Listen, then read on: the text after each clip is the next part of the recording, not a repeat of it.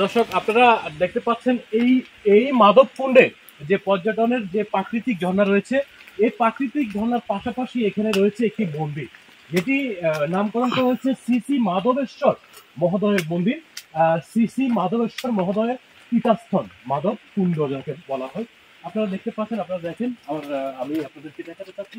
আমরা এই যে মূল মন্দির রয়েছে, এখানে কিন্তু পর্যটকরা এসে হিন্দু ধর্মাবলম্বী যারা রয়েছে তারা কিন্তু সাধনা করে থাকেন।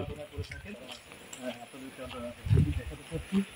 এখানে একজন রয়েছে, উনি ওনার কাজে ব্যস্ত আছে। আমরা এখন এই পথ দিয়ে কিন্তু আমরা বেরিয়ে যাব। একই মন্দিরের তিনটি গেট রয়েছে, যে যেদিক থেকে আসুক না কেন এই মন্দির দর্শন করেই যায় হিন্দু ধর্মাবলম্বীরা।